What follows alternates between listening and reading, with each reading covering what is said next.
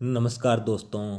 तो आज हम कक्षा 6 के अध्याय 10 से शुरुआत करने जा रहे हैं, लोक संस्कृति एवं कला से। पूर्व में हम कक्षा 6 के 9 अध्याय पढ़ चुके हैं। आज ये अंतिम अध्याय पढ़ रहे हैं। तो चलिए शुरुआत करते हैं लोक संस्कृति एवं कला से। काव्या दिल्ली में हुई गणतंत्र दिवस परेड में भाग लेकर आज विद्यालय आई थी। प्रार्थना सभा में काव्या का स्वागत करते हुए उसे अपने अनुभव साझा करने हेतु आमंत्रित किया गया। काव्या ने बताया कि उसे वहां अन्य राज्यों के बच्चों के साथ रहने का अवसर मिला और उसने उनकी कला, संस्कृति, भाषा, खान पान, वेशभूषा के बारे में अनेक नई बातें जानी। साथ ही उसने अपनी राजस्थानी संस्कृति, कला, भाषा, खान पान, वेशभूषा आदि के संबंध में परेड के साथियों को जानकारी दी। प्रार्थना सभा के बाद कक्षा में पहुंचकर अध्यापिका ने कहा, आज हम भी राजस्थान की संस्कृति व कला के बारे में विस्तार से जानने का प्रयास करेंगे। राजस्थान में अनेक धर्म व संप्रदाय के लोग निवास करते हैं, जैसे हिंदू, मुस्लिम, जैन, बौद्ध, सिख, ईसाई आदि।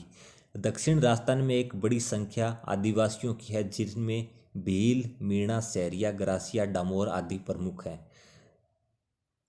राज्य में भाषा, वेशभूषा, रहन सहन, खान पान आदि में विविधता दिखाई देती है। राजस्थान की मातृभाषा राजस्थानी है।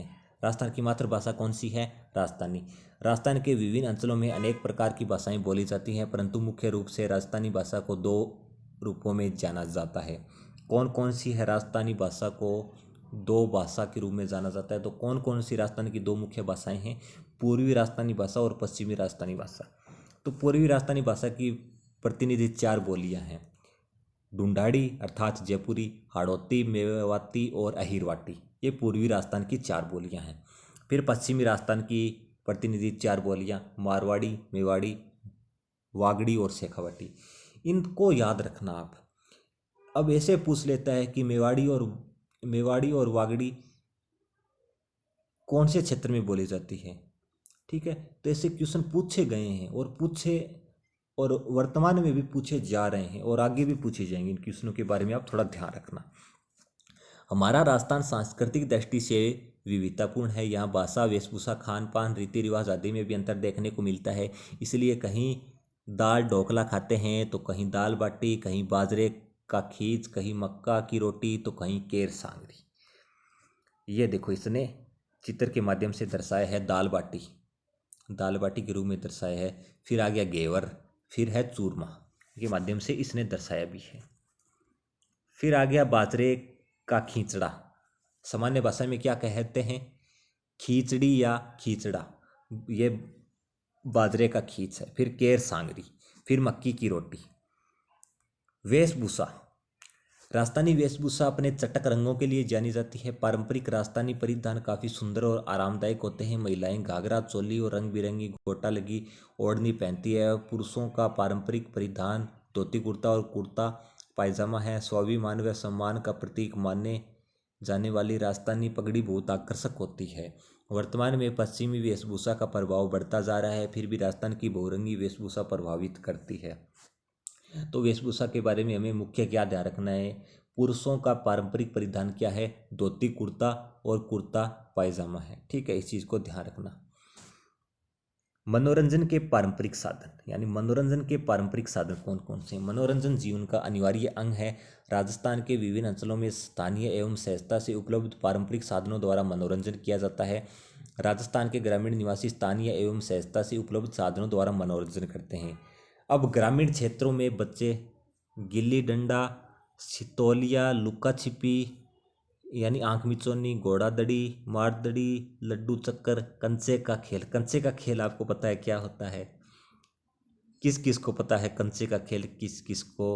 किस किस ने खेला है और कौन इसके बारे में जानता है? कमेंट बॉक्स में ज़रूर आप बताएं। तो मैं बता देता हूं आपको। तो कंचे का खेल सामान्य भाषा में क्या कहते हैं? काचगोली। आपने खेली होगी। ये ग्रामीण क्षेत्रों में बहुत अधिक प्रचलित था पहले, आज तो नहीं है, पहले हमने खेला है। चलिए आगे देखते हैं।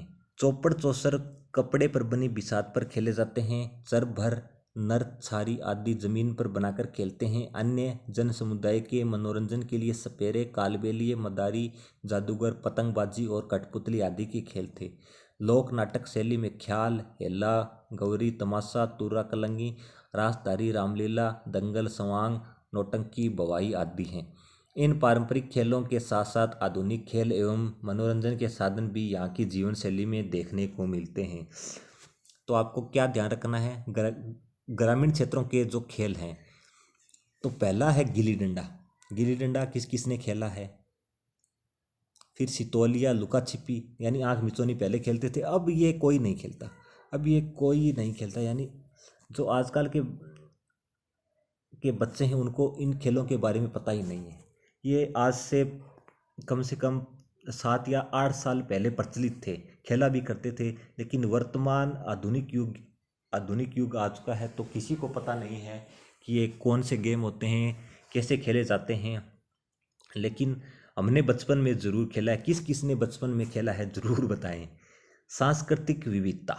राजस्थान में सभी पर्व व त्यौहार हर्ष एवं उल्लास के साथ मनाए जाते हैं, जैसे होली, दीपावली, रक्षाबंधन, ईद, महावीर जयंती, गुरु नानक जयंती, क्रिसमस आदि। साथ ही यहाँ गणगौर, तीज, अष्टमी, अक्षय तृतीया आदि पर्व एवं मेले और गौरी, गेर, रम्मत, नृत्य एवं लोकगीत हमारी परंपराओं को दर्शाते हैं। पहला है गणगौर। रंगीले राजस्थान का रंग बिरंगा त्यौहार गणगौर है। गणगौर चैत्र शुक्ल तृतीया से आरंभ होता है। गण और गौर शब्द शिव व पार्वती के सूचक हैं। किसके सूचक हैं गण और गौर? शिव व पार्वती के सूचक हैं। गणगौर पर मुख्य रूप से शिव व पार्वती की पूजा की जाती है। गणगौर के अवसर पर राजस्थान में कहीं 3 दिन तो कहीं 4 दिन का उत्सव होता है। राजस्थान के समस्त जिलों में यह त्यौहार अत्यंत धूमधाम से बनाया जाता है। ये क्वेश्चन पूछा गया है, गण और गोरख किसके सूचक हैं? तो गण है शिव का और गौर है पार्वती का सूचक है। कब मनाई जाती है, इस चीज को ध्यान रखना। गणगौर चैत्र शुक्ल तृतीया से आरंभ होती है। कब होती है? गणगौर चैत्र शुक्ल तृतीया से आरंभ होती है। फिर आ गया तीज। इसने गणगौर के माध्यम से, ये देखो चित्र भी दर्शाए हैं, ये होता है। फिर आ गई तीज।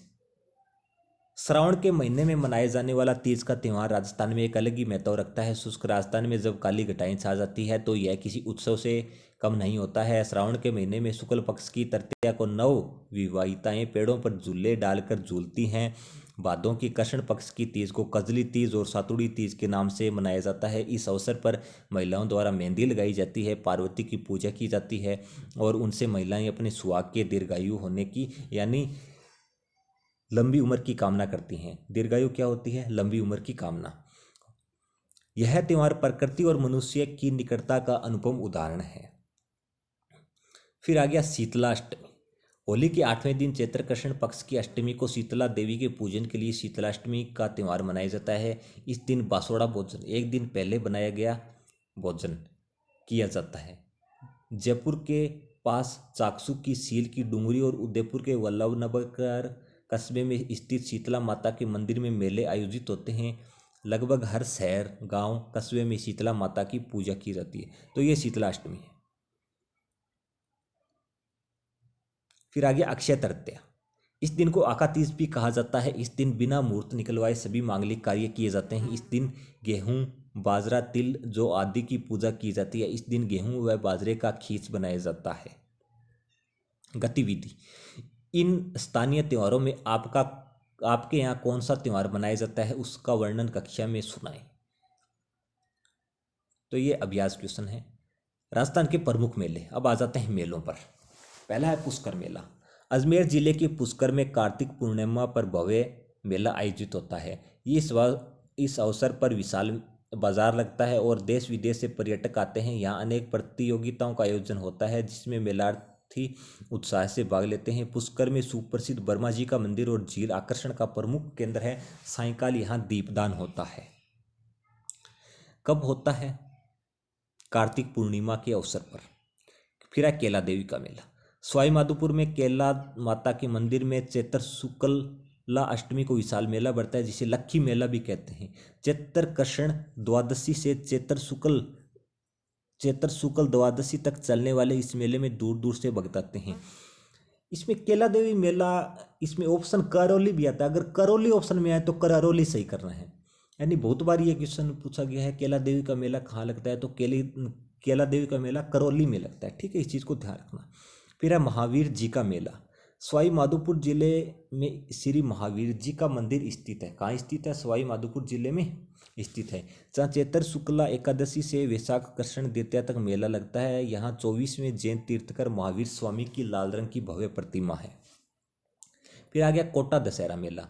कोटा के महाराव दुर्जनशाल सिंह के शासनकाल 1729 से 1756 ईस्वी में दशहरा पर्व पर विभिन्न राजसी सवारियां, दरीखाना और पूजा अर्चना के प्रमाण मिले हैं। महाराव उमेश सिंह द्वितीय के शासनकाल 1889 से 1940 में दशहरा पर्व को अत्यधिक आकर्षण बनाने का सिलसिला शुरू हुआ। वर्तमान में यह मेला अपने वैभव एवं विशालता को लेकर प्रसिद्ध है। कोटा दशहरा मेला कहाँ लगता है? कोटा में लगता है, ठीक है, इस चीज़ को ध्यान रखना। हरियाली अमावस्या मेला। उदयपुर में लगने वाले इस मेले की शुरुआत महाराणा फतेह सिंह ने 1899 ईस्वी में की थी। यहाँ प्रतिवर्ष हरियाली अमावस्या को भव्य मेला आयोजित होता है। हिंदू सभ्यता में लोग इसे सावन की शुरुआत के तौर पर मनाते हैं। श्रावण माह के कृष्ण पक्ष में लगने वाला यह मेला सावन और उससे मिलने वाली खुशी का संचार करता है। फिर आ गया ख्वाजा मोइनुद्दीन चिश्ती का उर्स।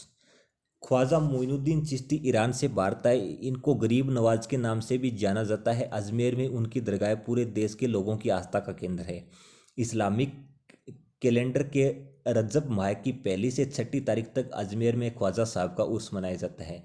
इस चीज़ को ध्यान रखना, रजब माह की 1 से 6 तारीख तक, ये क्वेश्चन पूछा गया है, ठीक है, इस चीज़ को ध्यान रखना। यह मेला सर्वधर्म समभाव की अनूठी मिसाल माना जाता है। देखो इसने चित्र के माध्यम से दर्शाया है। फिर आ गया बेणेश्वर मेला। यह राजस्थान के आदिवासी समाज का सबसे बड़ा मेला है। क्या है? आदिवासी समाज का सबसे बड़ा मेला है।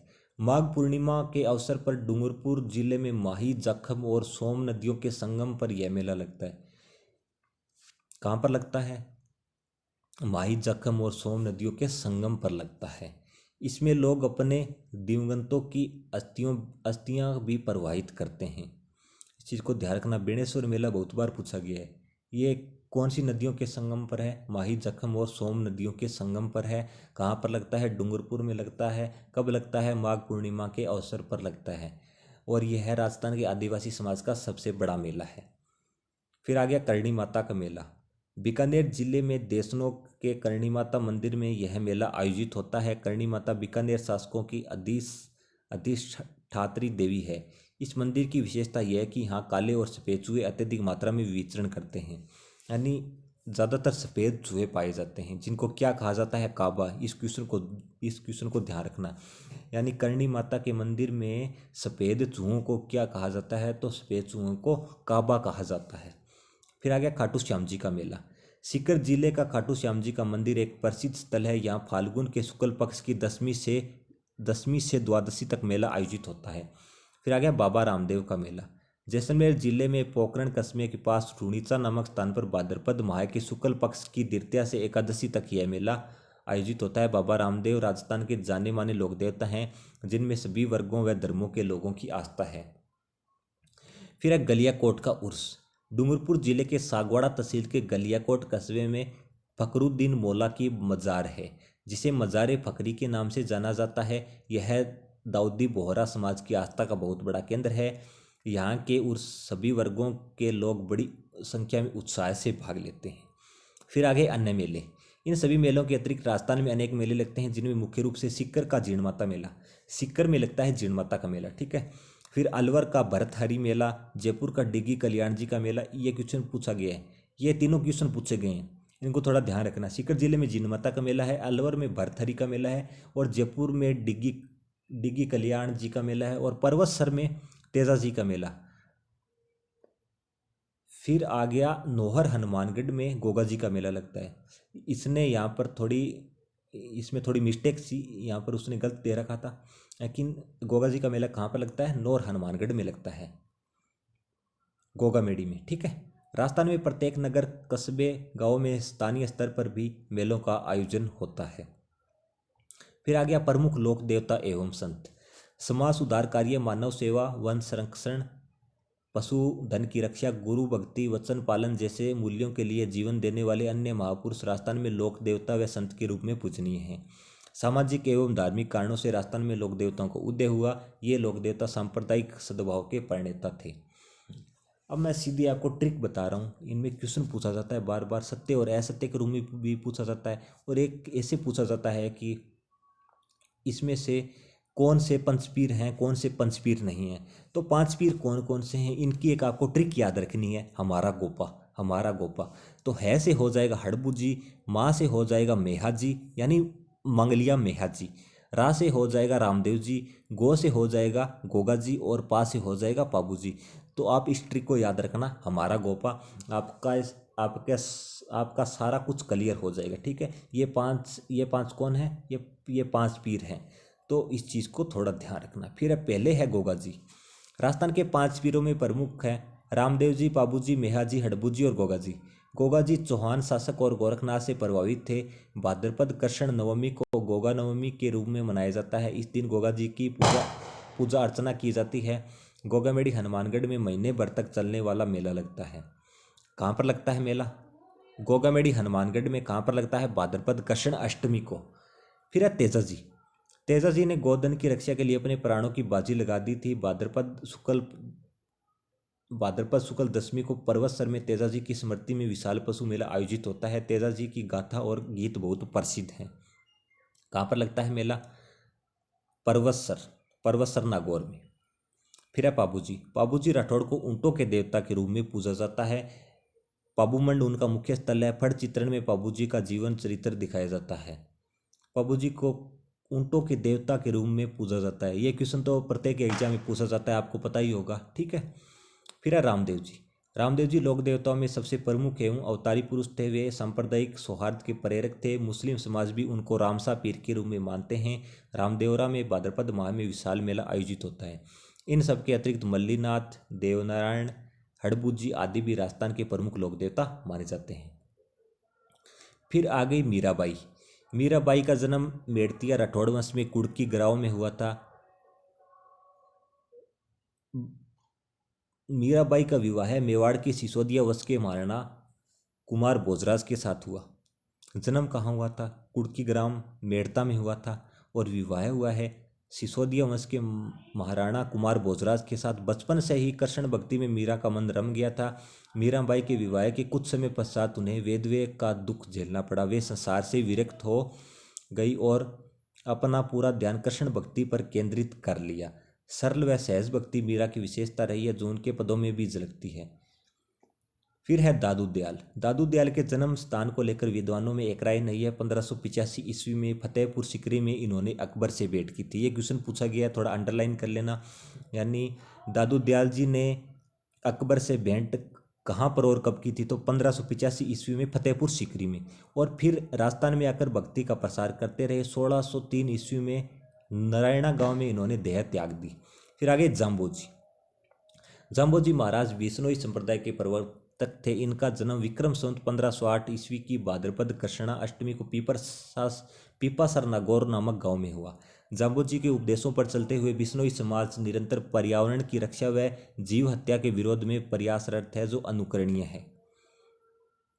इनके 29 नियम है जाम्बोजी के। ठीक है, फिर आगे जसनाथ जी। संत जसनाथ जी का जन्म कतरियासर बीकानेर में हुआ। इन्होंने गोरखनाथ से प्रभावित होकर तपस्या की, वह चमत्कारी योगी हो गए। ठीक है, इनका जन्म कहाँ हुआ था? कतरियासर बीकानेर में। ठीक है, फिर आगे सरदानाथ जी। राजस्थान के शेखावटी क्षेत्र में संत सरदानाथ जी ने समय शिक्षित न होते हुए भी जन जन में शिक्षा की अलख जगाई। इन्होंने अपरिग्रह, समता व चरित्र निर्माण की शिक्षा प्रदान की। सीकर जिले के लक्ष्मणगढ़ में त्याग व तपस्या के प्रतीक एवं एक आश्रम का निर्माण कराया, जो सभी वर्गों के लिए पवित्र स्थल है। इनकी मान्यता थी कि इस अवस्था में ही ईश्वर का निवास होता है। अतः यहाँ आश्रम का आदर्श वाक्य बन गया। फिर आगे हस्तकला। हस्तकला में है पहला काष्ठकला। काष्ठकला राजस्थान की एक प्रसिद्ध हस्तकला है।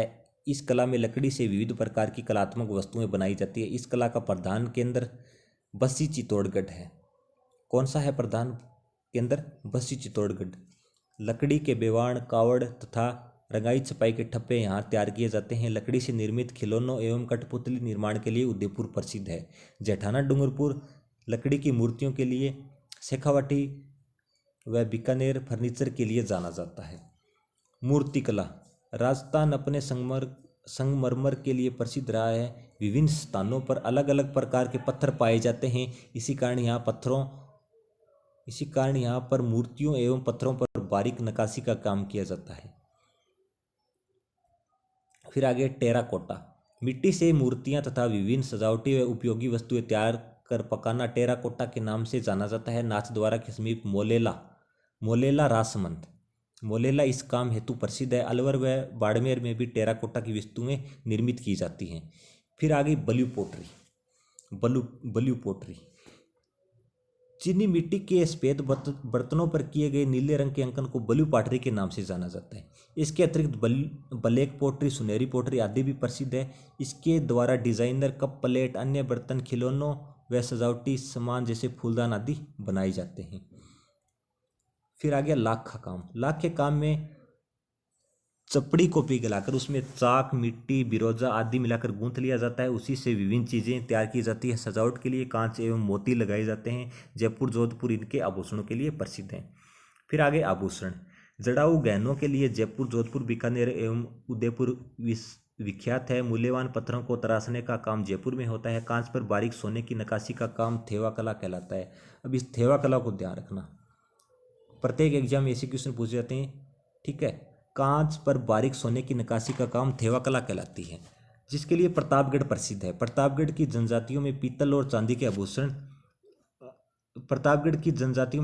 चांदी के आभूषण के लिए विख्यात है। फिर है कपड़े पर छपाई। राजस्थान में किस्म किस्म की छपाई का कार्य होता है। बगरू, सांगानेर, अकोला, बाड़मेर, कालाडेरा, पाली और बरसी इन कामों के लिए विशेष प्रसिद्ध हैं। गोबर, तिल्ली का तेल, बकरी की मैंगनी और सोडे के मिश्रण से घोल बनाया जाता है। इसमें कपड़े को पूरी रात भिगोने के बाद सुखाया जाता है। सूखने के बाद उसे फिर से हरड़ के घोल में डुबोया जाता है। फिर लकड़ी के छापों से उन पर छपाई की जाती है। छपाई के लिए पहले सीमित और प्राकृतिक रंगों का उपयोग होता था, अब सिंथेटिक अप्राकृतिक रंग का भी उपयोग होता है। फिर आगे कसीदाकारी एवं गोटाकारी। राजस्थान के अनेक स्थानों पर कपड़ों पर कसीदाकारी भी की जाती है। कसीदों में मुख्य पशुओं के चित्र उकेरे जाते हैं। कई जगहों पर कपड़ों को तरह तरह से काटकर कपड़ों पर सील दिया जाता है, जिसे पेचवर्क कहा जाता है। क्वेश्चन पूछा गया अभी, कई जगहों पर कपड़ों को तरह तरह से काटकर कपड़ों पर सील दिया जाता है, जिसे क्या कहा जाता है? पेचवर्क कहा जाता है। तो इस क्वेश्चन को ध्यान रखना। गोटे, किनारी और आरी तारी का काम भी राजस्थान की विशेषता है। इस प्रकार हमने जाना कि देश की राष्ट्रीय संस्कृति का अंग होते हुए भी राजस्थान की संस्कृति की अपनी कुछ विशेषताएं हैं। यहाँ के पारंपरिक पर्व, त्योहार, मेले, रीति रिवाज आदि आकर्षक एवं मनमोहक हैं, इसलिए राजस्थान को रंगीला राजस्थान कहा जाता है। फिर आगे शब्दावली। क्षेत्र क्या होता है? क्षेत्र अंचल होता है। लोक देवता, क्षेत्र विशेष में पूजे जाने वाले देवता। नक्काशी, पत्थर, धातु, लकड़ी आदि पर खोद कर किया जाने वाला कलात्मक कार्य। फिर अभ्यास क्वेश्चन देख लेते हैं थोड़े। चूहों के कारण किस मंदिर को जाना जाता है? चूहों के मंदिर के लिए करणी माता के मंदिर को जाना जाता है। तो वो है देशनोक बीकानेर में स्थित है। कहाँ स्थित है? देशनोक बीकानेर में। ऊंटों के देवता के रूप में पाबूजी को जाना जाता है। ठीक है। फिर आगे चीनी मिट्टी के सफेद बर्तनों पर किस रंग के अंकन से ब्लू पोट्री का निर्माण होता है? तो वो है नीला रंग। कौन सा रंग है? नीला रंग। तेजाजी ने किसके लिए अपने प्राणों की बाजी लगा दी थी? गायों की रक्षार्थ, गायों की रक्षा के लिए अपने प्राणों की बाजी लगा दी थी। गणगौर के अवसर पर किसकी पूजा की जाती है? गणगौर के अवसर पर किसकी पूजा की जाती है? तो गणगौर के अवसर पर मैंने बताया था शिव और पार्वती की पूजा की जाती है। फिर आ गया पश्चिमी राजस्थान की कितनी बोलियां हैं? पश्चिमी राजस्थान की कौन कौन सी बोलियां हैं? तो पश्चिमी राजस्थान की 4 बोलियां हैं। आप बता देना, मारवाड़ी, मेवाड़ी, बागड़ी और शेखावटी। तो आज हमारा कक्षा 6 के सभी अध्याय समाप्त हुए।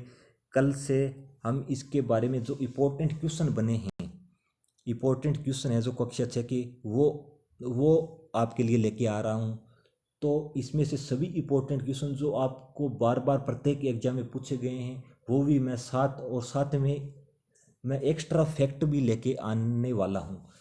तो इस वीडियो को शेयर, लाइक और सब्सक्राइब करना ना भूलें। धन्यवाद दोस्तों।